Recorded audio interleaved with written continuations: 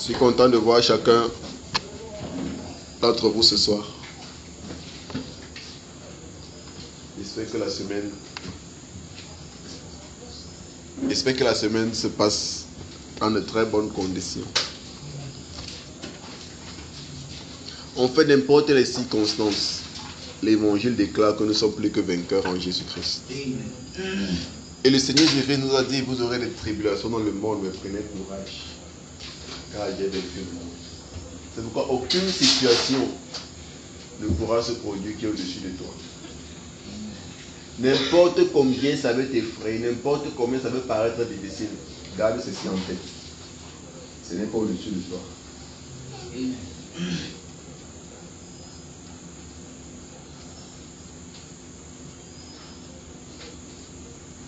Paul dit qu'il n'y a aucune tentation qui est survenue qui ne soit humaine. Mais Dieu, en permettant la tentation, il ferait le chemin pour en sortir.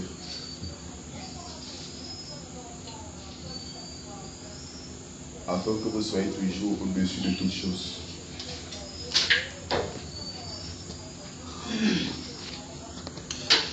Amen.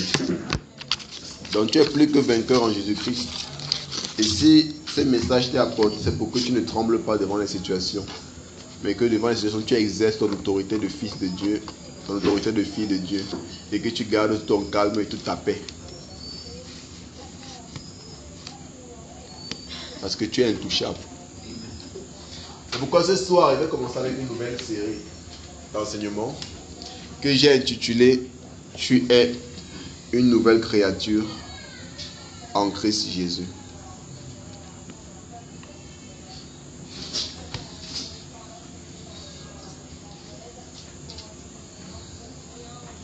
Le truc dans la vie chrétienne, c'est de grandir dans la compréhension.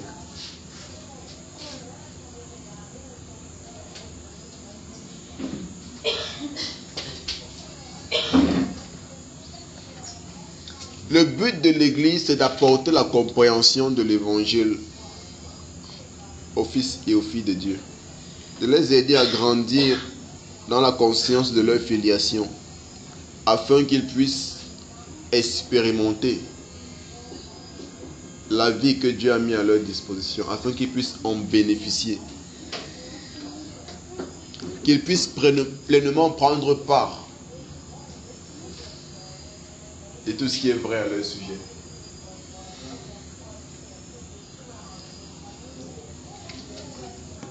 Amen. C'est pourquoi l'église n'est pas un lieu où on vient pour raconter de nouvelles choses, ou pour raconter des histoires, non. On vient pour mettre l'emphase sur la révélation que l'évangile nous apporte. Parce que c'est en revenant, en prenant le temps pour méditer, que nous nous habituons à ces choses et que ces choses deviennent des réalités pour nous. Parce que ce que tu conçois comme étant une réalité, c'est ce que tu as l'habitude de voir, ce que tu as l'habitude d'entendre, ce que tu as l'habitude de vivre au quotidien, c'est ça qui devient ta réalité. C'est pourquoi l'évangile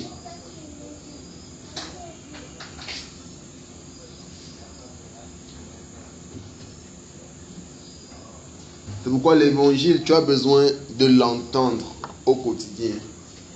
Tu as besoin que l'évangile te soit exposé parce que c'est en contemplant que tu deviens ce que tu as entendu.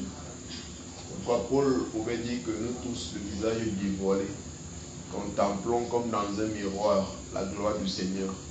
Nous sommes transformés en la même image, gloire à gloire, par l'Esprit du Seigneur. 2 Corinthiens 3, 18.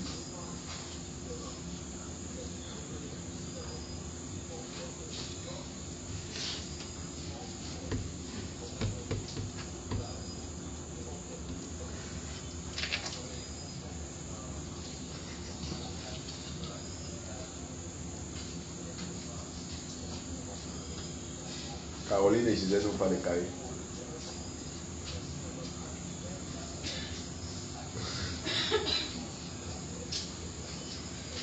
C'est vraiment le test de base. Mais ça m'est venu à l'esprit. Nous tous qui, le visage découvert, contemplons comme dans un miroir la gloire du Seigneur, nous sommes transformés en la même image, de gloire en gloire, comme par le Seigneur l'Esprit.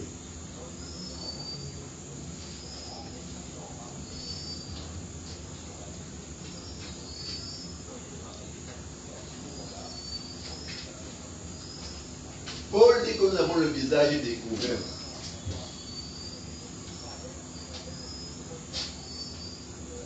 Pourquoi? Parce que la révélation de l'évangile, la vérité de l'évangile a enlevé le voile. Quel est le voile ici? C'est le voile de la loi. Parce que Paul dit que tous ceux qui étaient sous la loi n'avaient pas la connaissance de la vérité. Non, ils étaient voilés, leurs yeux étaient fermés, ils ne pouvaient pas percevoir la vérité. Mais il dit que nous maintenant, sous la grâce, nous sommes dans la dispensation de la vérité. Nos visages sont découverts parce que l'évangile de la vérité nous est prêché. Et maintenant que nos visages sont découverts et que nous contemplons comme dans un miroir la gloire du Seigneur, de quoi est-ce qu'il parle? Il dit que le mot gloire vient du mot grec doxa. Doxa qui parle de l'opinion de Dieu. Doxa parle de la pensée divine, la conception même de Dieu. Parce que quand on parle de gloire, les gens voient seulement la lumière.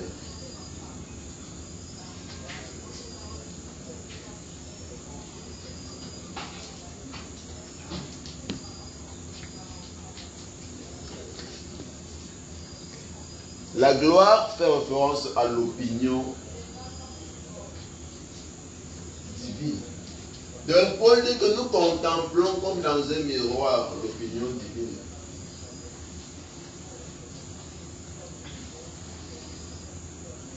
Et quel est le miroir sur lequel nous contemplons? Le miroir, c'est la parole de Dieu. Donc il dit que par la parole de Dieu qui nous est exposée, nous contemplons la gloire de Dieu. Pourquoi? Parce que la parole de Dieu nous expose, la parole de Dieu nous révèle l'opinion divine. La parole de Dieu nous révèle la pensée de Dieu. Et il dit que nous contemplons cette pensée. Ça veut dire que nous avons les regards fixés. Nous méditons, nous voulons comprendre, nous voulons plonger notre être dans ce qui est exposé par l'évangile. Et il dit que pendant que nous le faisons, c'est ainsi que nous sommes transformés en la même image.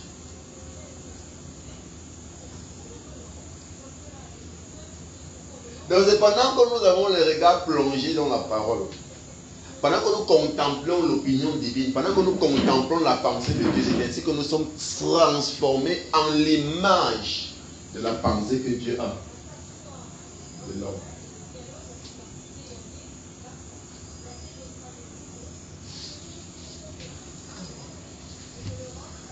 Nous sommes à l'image de Dieu, mais nous sommes transformés à sa ressemblance. L'homme est créé à l'image de Dieu, mais l'homme est transformé à sa ressemblance. C'est pourquoi est-ce que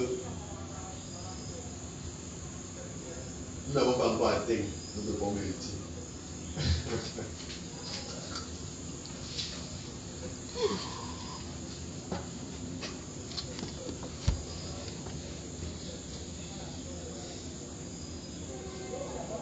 Tu es plus que ce que tu penses que tu es.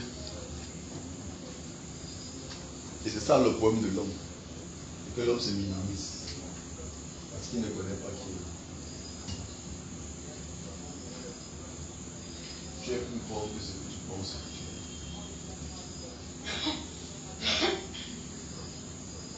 C'est pourquoi lorsque la pensée de Dieu t'est révélée, ta vraie identité t'est exposée.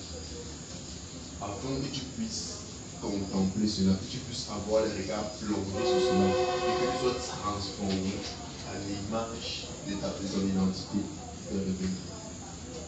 Et que tu puisses arriver à l'expérience de ce qui est vrai à ton sujet.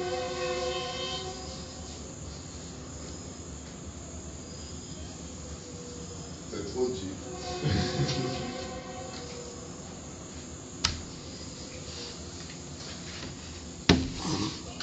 Il dit que nous sommes ainsi transformés en la même image, de gloire en gloire. Quand il dit de gloire en gloire, il dit que pendant que nous contemplons, nous sommes transportés d'une gloire à une autre. Il parle de quoi? De la gloire de l'ancien et de la gloire de la nouvelle maison. Comme il est dit dans le Testament, que la gloire de la nouvelle maison sera plus grande que celle de l'ancienne maison. Parlant de la gloire de la loi et la gloire de la grâce. Même dans la loi, il y avait une gloire. Les gens expérimentaient la puissance de Dieu, les gens voyaient des miracles, les gens voyaient des choses, mais il dit que la gloire de la seconde maison sera plus grande que cette gloire. Parce que la gloire de l'Ancien Testament fait référence à quoi? Au système de pensée qui est transmis par la loi. Au système de pensée, à l'opinion qui émane de la loi. Maintenant, la gloire du Nouveau fait référence au système de pensée qui émane de Dieu. Donc, tu es transporté d'un système de pensée à un autre.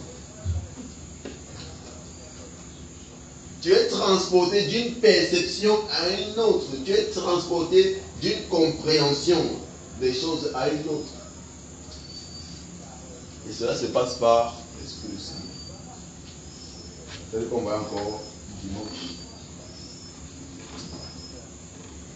C'est la même chose. Comme dimanche, on voit que pendant que tu es transformé à l'intérieur, ça emmène l'esprit à se manifester. Quand Paul a dit quoi? Si vous pensez selon la chair, vous mourrez. Mais si vous pensez selon l'esprit, vous vivez.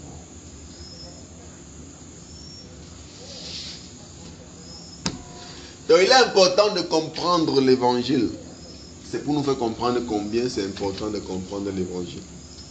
C'est pourquoi on ne doit jamais se lasser d'écouter, écouter et réécouter encore. On ne doit jamais se lasser de chercher à comprendre. Comprendre la plus grande des choses. Les miracles, les prodiges, c'est naturel, ça se manifeste. Pendant que tu grandis, tu as expérimenté Dieu à toutes les dimensions, à tous les jours. Nous prenons le temps pour enseigner, nous prenons le temps pour éduquer spirituellement afin que nous puissions grandir spirituellement. Amen. Ok, tu es une nouvelle créature en Christ. Aide-moi à dire à ton frère à côté de toi ou à ta soeur.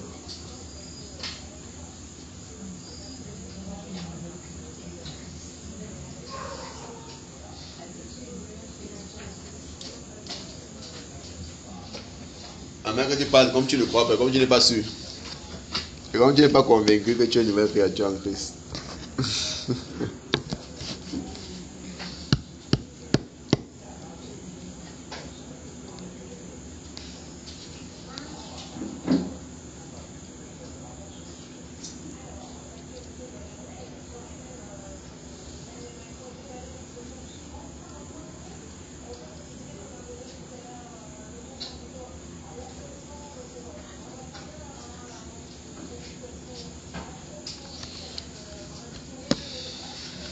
Permettez-moi de partir de la Genèse.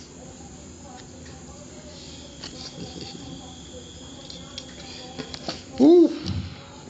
On va aller ici à partir de 1 Corinthiens 15.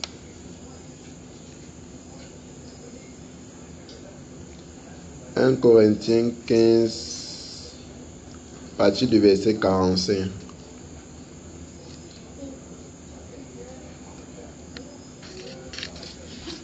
Un Corinthiens chapitre 15, à partir du verset 45.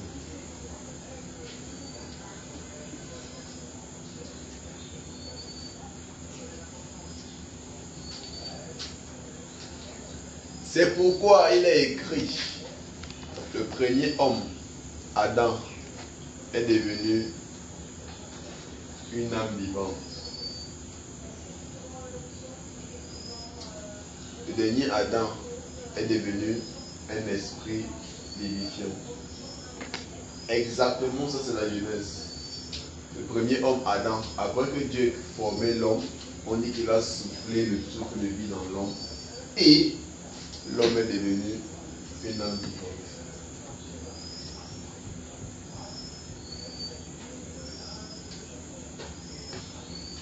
Adam est le premier homme et c'est lui en qui toute la race humaine a été résumée.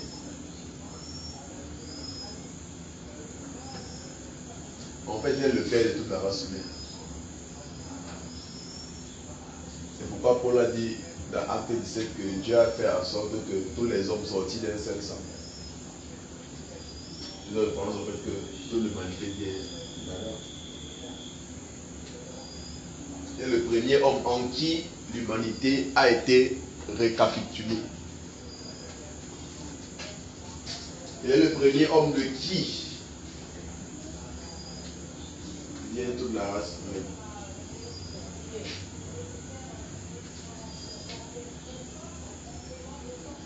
Le dernier Adam est devenu un esprit vivifiant.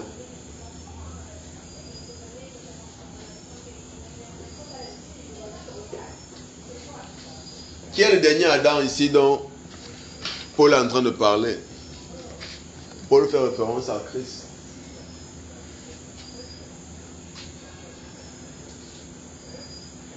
Ça veut dire que dans toute l'humanité, dans toute l'histoire de l'humanité, il y a deux hommes qui sont perçus. Adam et Christ. C'est pourquoi Dieu ne traite pas avec les individus. Quand on parle de salut.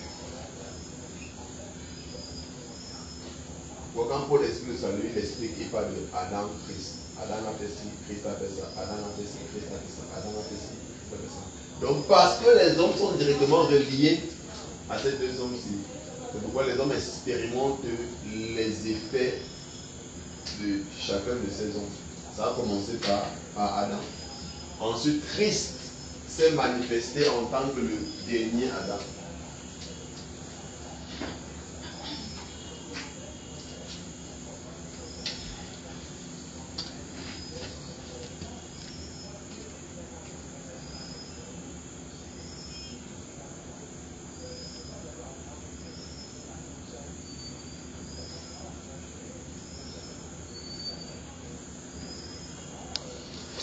Avant de continuer ici, allons dans Romains 5, le verset 12.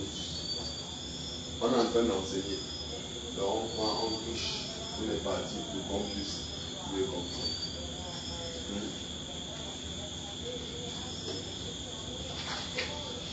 Sois attentif, parce qu'on va prendre un bon nombre de temps cet enseignement pour que nous puissions avoir la compréhension adéquate. Pour qu'avant la fin de cette série, que tu puisses vraiment comprendre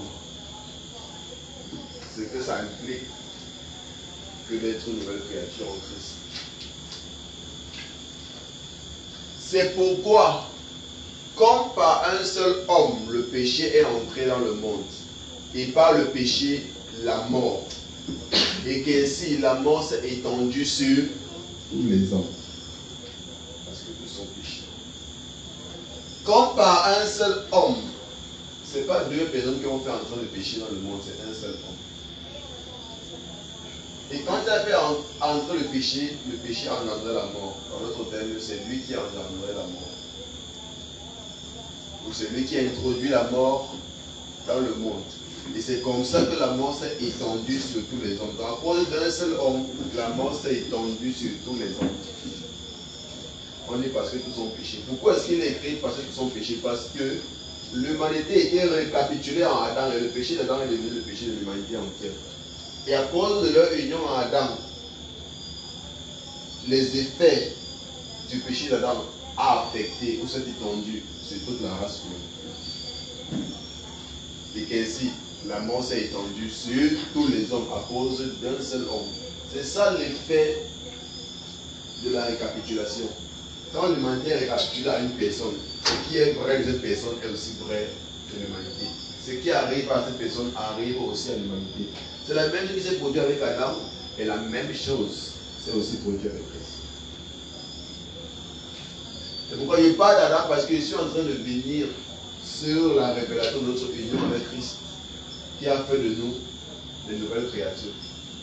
C'est pourquoi je suis en train de partir là, pour que nous percevons, pour que nous comprenions pourquoi est-ce qu'un certain nombre de choses ne doivent plus nous arriver. Donc tout ce qui était en Adam était soumis au péché, était soumis à la mort. C'est-à-dire était soumis aux oppressions, soumis aux incidents, soumis aux accidents, soumis aux virus, soumis aux infections, soumis aux calamités. C'est ça qui est connu comme étant la mort. C'est que Adam a introduit. Et parce qu'ils étaient en Adam, parce qu'ils étaient des êtres naturels, ces choses pouvaient dominer sur eux.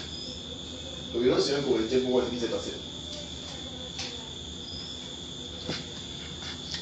1 Corinthiens 15, revenons, 45. Donc, on va.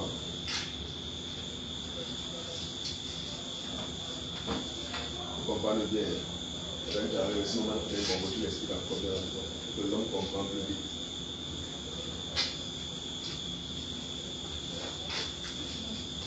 C'est pourquoi il a écrit, le premier homme, Adam, devint une âme vivante.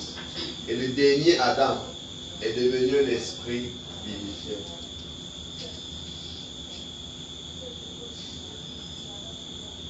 Christ est manifesté en tant que dernier Adam pour exterminer la race adamique, afin qu'une nouvelle race voie le jour. Quand on dit qu'il est devenu un esprit vivifiant, ce n'est pas dans l'incarnation. C'est à la résurrection. Pourquoi? Parce que lorsque Christ ressuscite, il ne ressuscite pas en tant qu'une même espèce que l'espèce dans laquelle il fut incarné. Quand il a été incarné, il était incarné en tant que le dernier Adam. Parce qu'il devait mettre son après lui, personne ne devait plus être en Adam. C'est pourquoi c'est impossible pour quelqu'un d'être sans Adam en ce temps-ci. Parce que Christ était le dernier Adam. Il devait conclure avec la race qui était soumise à la puissance du péché et de la mort. Verset 46.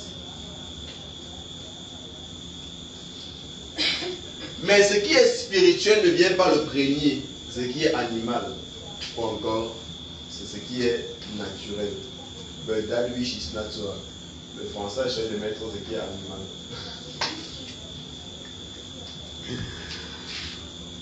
Il a mis ce qui est animal parce que, en autre terme, comme vous devez comprendre, si tu es un être humain naturel qui est simplement animé, ça vient du mot grec animos. C'est là qu'il y a le mot animal. Un être animé n'est pas différent de l'animal.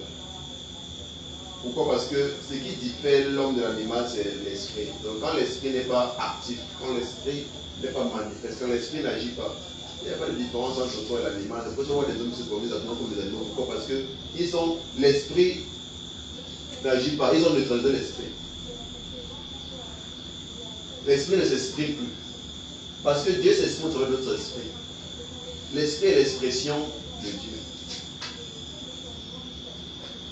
Dieu ne se manifeste pas par la chair. C'est pourquoi la vie de Dieu que nous possédons est dans notre esprit. Maintenant, si le dilemme c'est quoi? C'est que pendant que nous vivons, nous devons être capables de prendre la vie de Dieu qui est dans notre esprit et infuser ça à notre chair.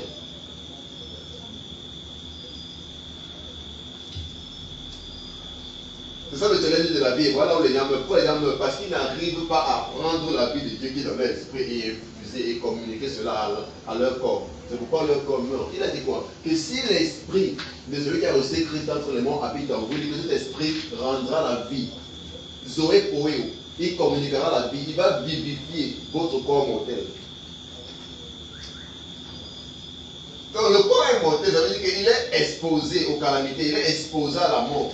Mais quand tu comprends l'esprit de Dieu qui est en toi, quand tu es en synchronie avec l'esprit de Dieu qui est en toi, tu as la capacité de prendre la vie qui vient de l'esprit et de l'infuser à ton corps afin que ton corps ne puisse pas expérimenter la mort. C'est pourquoi lorsque tu es en synchronie avec l'esprit et que la vie de Dieu commence à couler dans tous les parties de ton corps, ce qui affecte d'autres ne t'affecte pas. Les mêmes virus qui sont en train de tuer d'autres vont entrer dans ton corps et vont trouver la mort. Amen.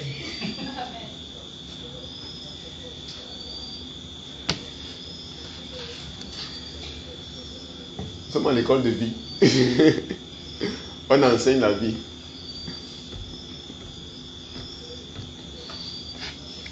Et je suis en train de te raconter la source de souffrance de ce que tu es en train de voir. On va te dire déjà que c'est naturel d'être malade, non? Parce que c'est ce que le monde leur a appris et ils ont accepté ça, ils sont identifiés à ça.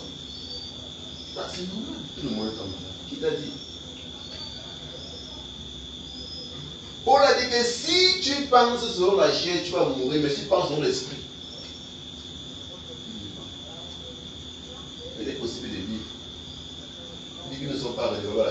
sur la chair. Pourquoi? Parce que quand tu commences à vivre par l'esprit, quand tu commences à agir en synchronie avec l'esprit, quand tu commences à vibrer à la fréquence de l'esprit, tu neutralises les transactions naturelles du corps. Ça veut dire que les choses qui affectent naturellement le corps des autres ne t'affectent plus ton corps. Parce que ton corps n'est plus soumis à la même loi.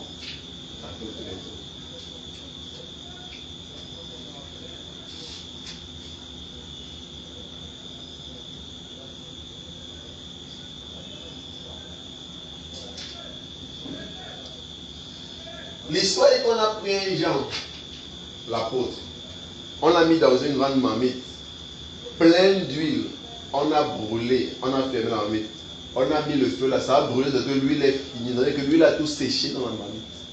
On a ouvert, Jean est sorti. Qu'est-ce qui explique un tel phénomène? Ça veut dire que son corps ne fonctionnait plus à la même fréquence que d'autres personnes.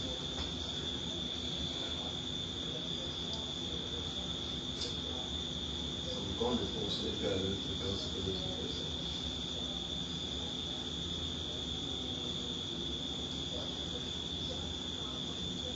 C'est pourquoi l'évangile veut nous enseigner à pouvoir bénéficier de ce que Dieu a mis à notre disposition. Quand ça arrive, on dit que oh, Seigneur, tu es autour parce qu'on traverse. Non, Dieu a déjà mis à notre disposition. C'est notre manque de connaissance qui nous empêche de bénéficier de ces choses. Je ne tombe pas malade. Je ne peux pas tomber malade. C'était avant quand il passait encore l'évangile.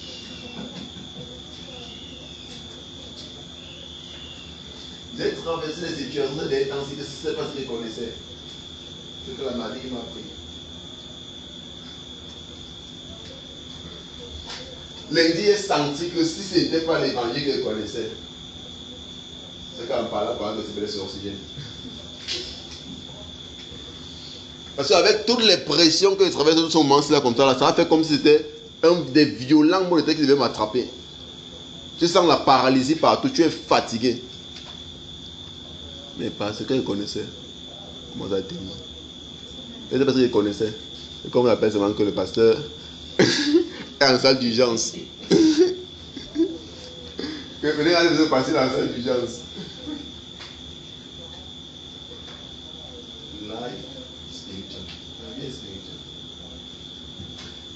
Mais ce n'est pas ce qui est spirituel qui vient en premier, c'est ce qui est naturel, ce qui est animal. Ce qui est spirituel vient ensuite. Il dit que Adam est venu ensuite. Mais Adam n'était pas le premier plan de Dieu. Adam n'est pas venu avant Christ. Comme j'expliquais ici un dimanche. Il y en a qui pensent que non, Adam était le premier plan de Dieu. Quand il a chuté, Dieu a dit que ouais, il a fait le plan. Il est maintenant comment?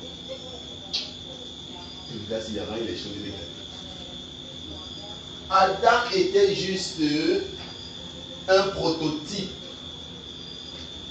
de ce à quoi Christ devait ressembler.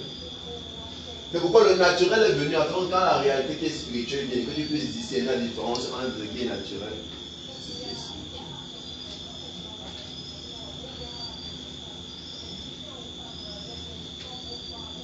Ne sois plus dans le groupe de ceux qui vivent, qui mènent une vie naturelle. Parce que si tu mènes une vie naturelle, si tu mènes une vie qui est dans la chair, ça change les choses. On aura beau chanter, c'était le jour que Dieu avait prévu pour lui. C'est ce que pour lui. Nous avons toutes les paroles de consolation. Dieu seul sait.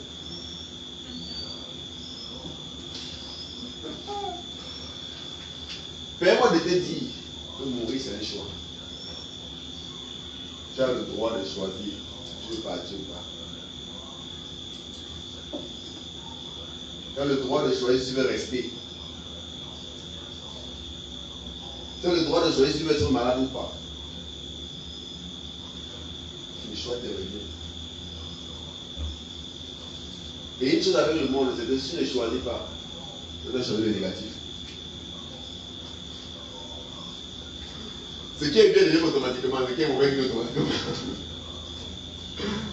Donc si tu ne choisis pas ce qui est bien, tu dois automatiquement choisir ce qui est mauvais.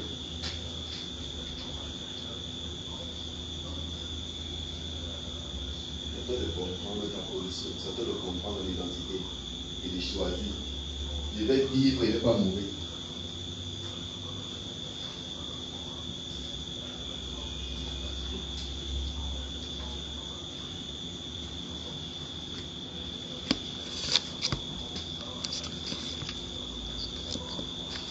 Peut-être vous ne croyez pas ce que je suis en train de dire. Regardez l'expression de Paul. Philippiens 1.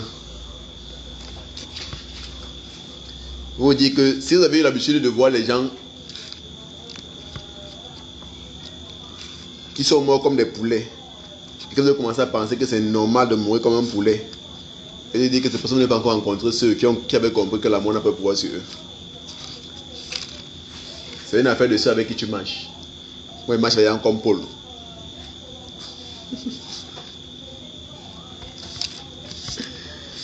Qui marchent ensemble se ressemblent. Pourquoi c'est important de définir qui sont tes fréquentations. Moi, je fréquente les gens comme Jésus, Paul, Pierre. Les gens qui marchaient comme ça, là, leur ombre guérissait des malades. Et toi, tu viens dire que la maladie a le pouvoir sur toi.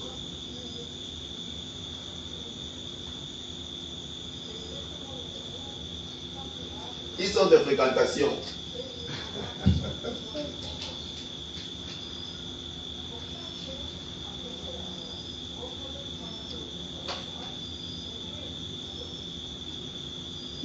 Philippiens 1, à partir du verset 23.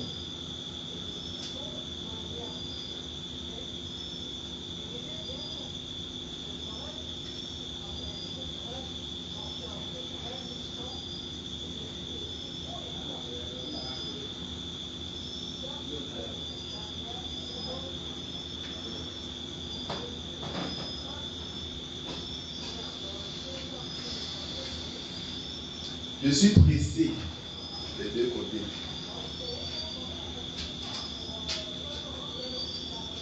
Paul voulait dire que je suis en train de réfléchir par rapport à la situation. J'ai deux idées qui se baladent dans ma tête. Je suis en train de réfléchir par rapport à deux choses très pertinentes.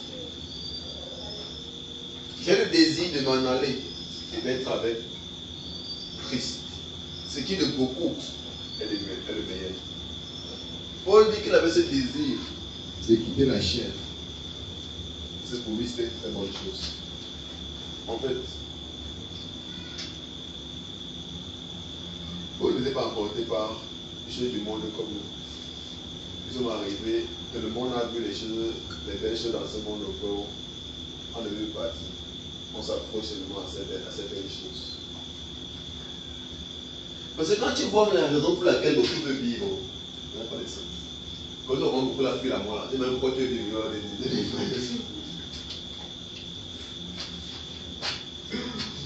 La plupart des gens là, la raison pour laquelle ils veulent tellement vivre, tous les motifs charnels. Ils veulent qu'on n'a pas de maison. Ils veulent aussi me marier. Ils veulent aussi avoir ma part d'enfant.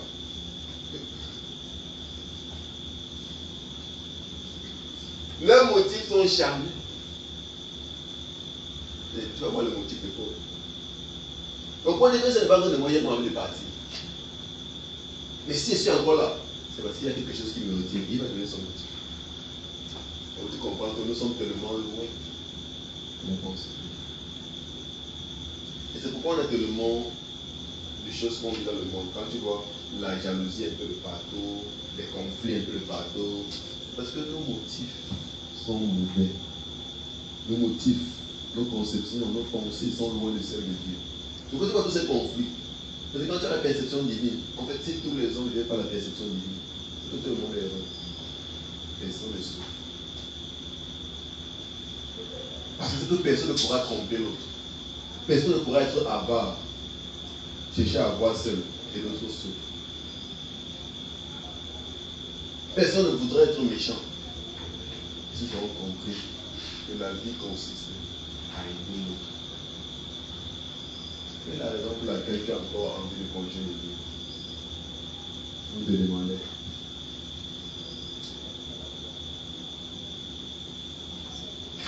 Il y a encore les beaux restaurants. Je suis encore là en fait.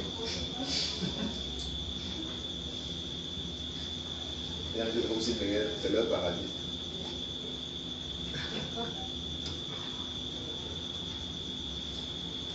Oh Seigneur, aide-nous.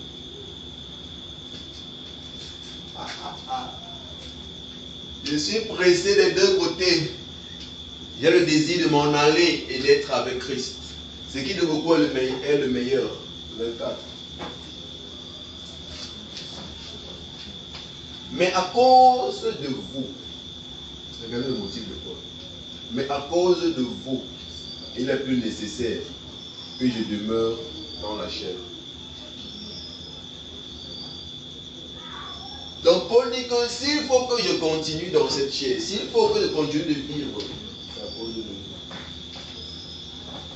Parce que j'ai encore des choses à apporter dans vos vies. J'ai encore des enseignements à apporter dans vos vies. Je dois encore ouvrir vos yeux. Je dois encore vous éclairer sur votre identité. Je dois encore fortifier votre foi. Je dois encore vous bâtir afin que vous puissiez être efficace.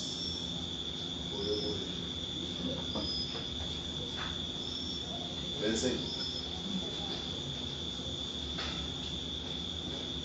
Et je suis persuadé et je sais que je demeurerai et que je resterai avec vous tous.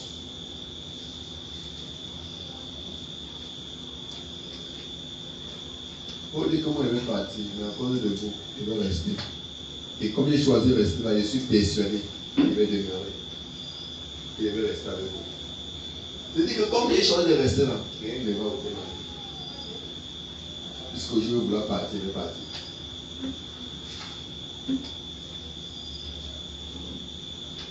Mais quand tu viens dire aux hommes, il ne va pas mourir, tandis que donc tu es Dieu. C'est toi qui décides des jours. C'est moi qui décide des jours. Je ne sais pas que je suis Dieu. Je pense que l'enfant de Dieu, c'est quoi? Tu penses que l'enfant de Dieu, c'est quoi? L'enfant de Dieu, c'est quoi? L'enfant de Dieu, c'est quoi? Donc, en termes de nature, je suis Dieu. Bien que chacun a sa personnalité, nous sommes tous des hommes. C'est un homme comme tu es, un être humain comme toi. Tu vas accoucher un enfant d'une autre espèce.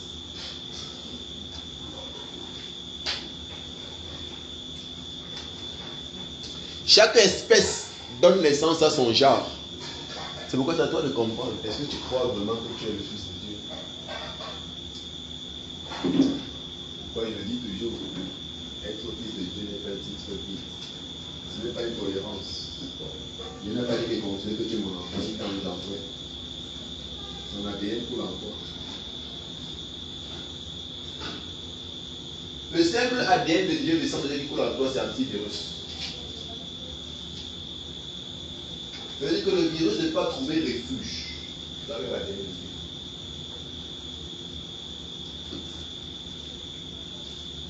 C'est pourquoi Paul a dit que la lumière et les ténèbres ne peuvent pas cohabiter ensemble.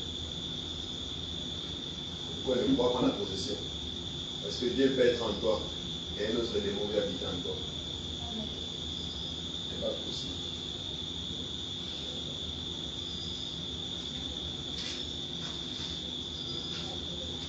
Mais demandez comment ces gens expliquent souvent cette histoire-là. Quand ils viennent dire aux chrétiens que Dieu est possédé. Après, quand le païen va dire que Dieu réserve son ami, ils vont dire qu'ils ont mal parlé. Et si le chrétien peut être possédé que Dieu réserve son ami, puisqu'ils sont dans la même maison, dans le même corps, tape les commentaires ensemble. Il faut mettre logique dans notre système de pensée.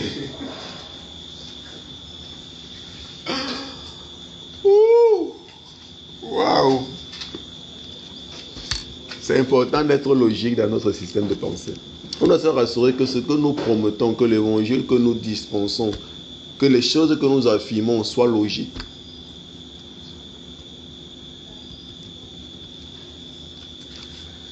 Paul dit que je suis persuadé et je sais que je demeurerai. C'est ma conviction. Il ne va pas mourir. Je suis persuadé. Tu vois, c'est tellement que les gens mourent. Pourquoi quand on te dit que tu vas pouvoir sur la mort, tu vois là comme c'était la magie. Que le monde a été trompé par la pensée déchue. Tellement tu as été exposé à la pensée de Dieu. C'est pourquoi maintenant il faut que tu sois exposé à la pensée de Dieu. Pour qu'il y ait un renouvellement dans ta pensée et que tu puisses être transité d'une conception à une autre, d'une perception à une autre, d'une opinion à une autre. Je suis persuadé, je sais que je demeurerai et que je resterai avec vous pour votre avancement et pour votre joie dans la foi. Voici ce qui fait ce que Paul doit rester pour votre avancement et pour votre joie dans la foi. Voici le motif de Paul. C'est un homme extraordinaire, je vous assure. Il avait une façon de penser et de voir les choses vraiment très différentes.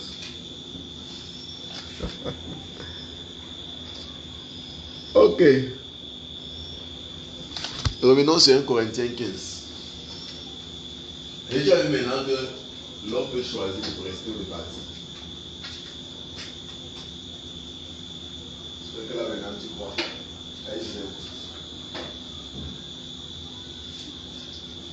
Elle m'a dit à ton voisin, tu n'as pas le droit d'être malade.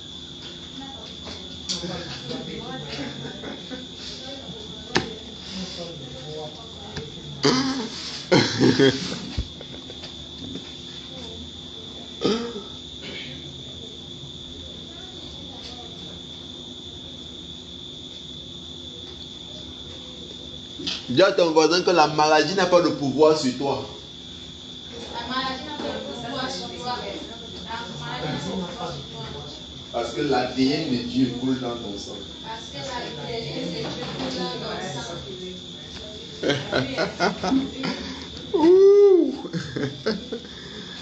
Thank you, Lord. Merci, Père. Merci, Père. Au verset 26, non? 46.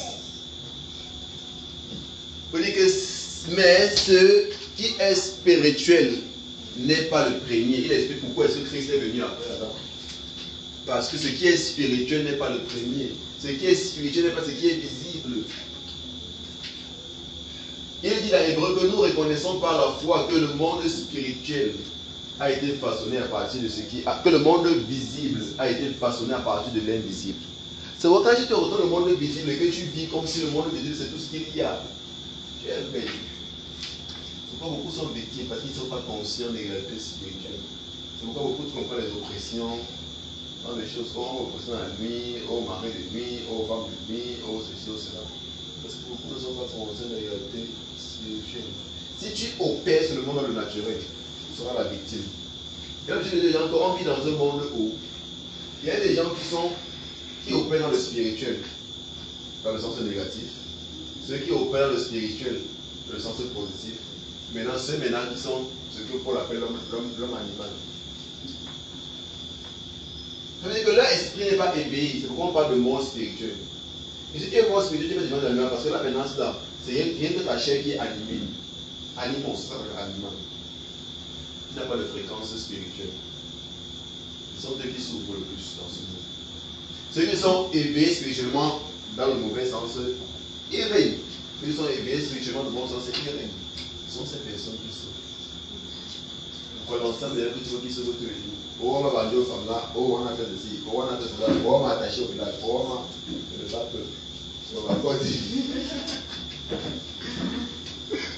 C'est le bateau dans le sens spirituel. Bible décidé par les gens d'argent. Après, on voit ceux qui ont l'argent qui souffrent de ces choses. Parce que là, la personne a fait d'être spirituel.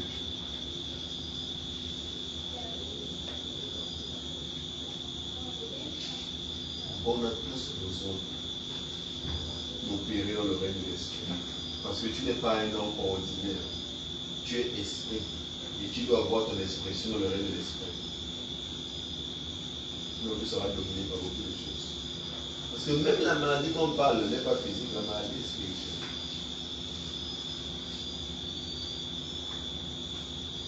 La maladie est spirituelle.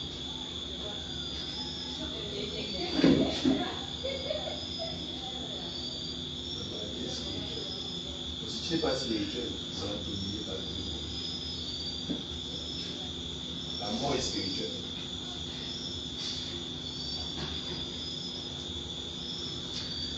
Tu as besoin d'être spirituel. Amen. 47. Le premier homme tiré de la terre est terrestre. C'est-à-dire qu'il est naturel, il est charnel. Le premier homme qui est Adam, il dit que Adam qui a été façonné, il est terrestre, il est naturel, il est charnel. Le second homme est du ciel. Qui est le second homme? C'est Christ. Il dit que le premier homme est charnel, le second homme est céleste. Il vient du ciel. C'est pourquoi lui nous paie par les réalités célestes. Verset 48. Tel est le terrestre, tels sont aussi les terrestres. Tel est le céleste, tels sont aussi les célestes. De qui est-ce qu'il parle? Tel est le terrestre, il parle d'Adam et de tous ceux qui étaient en Adam, l'humanité qui était en Adam, ils étaient tous charnels, ils étaient tous ordinaires, ils étaient tous naturels. Ils ne vivraient pas la fréquence de l'esprit. C'est pourquoi tout le monde de calamité dominait sur eux. Mais il dit, tel est le céleste, il parle de Christ qui dans sa résurrection a engendré une nouvelle humanité qui est connue comme étant quoi? La race nouvelle créature. Et il dit que toute cette race nouvelle créature, ils sont célestes comme Christ est céleste. Ils ne sont plus naturels. Ils sont des êtres spirituels. Des êtres qui fonctionnent dans la fréquence de l'esprit. Et tel que Christ est céleste, ils sont aussi célestes. Pourquoi est-ce qu'ils sont appelés à vivre selon les réalités célestes? C'est pourquoi tu n'es pas un être terrestre, tu n'es pas un être ordinaire, tu n'es pas un être charnel, tu es un être céleste. C'est pourquoi Paul dit quoi? Nous sommes les citoyens célestes sur la terre. We are heavenly citizens. Nous sommes les citoyens célestes. C'est pourquoi nous avons le langage céleste qui me parle en langue. Si tu ne comprends pas ton identité, tu vas continuer à penser que tu es naturel, que cela n'est pas dans quelle langue comme ça. C'est la preuve. On appartient au monde céleste.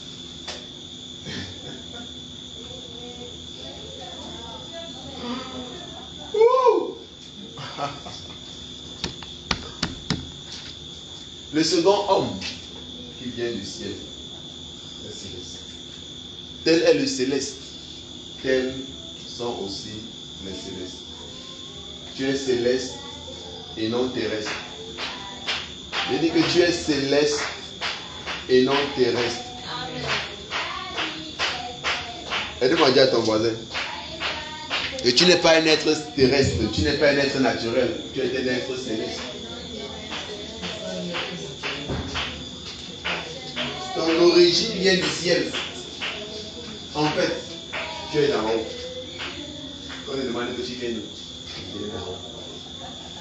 En pompe.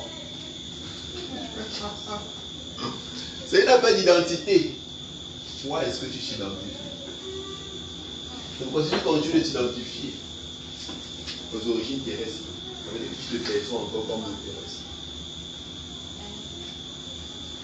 Dans ta conscience, au profond de toi, tu vas savoir que je suis un être naturel. Je ne suis pas soumis aux calamités terrestres. Je ne vis pas selon la loi terrestre. Je suis un être céleste. Je suis un être spirituel. Je suis un avec Christ. C'est ça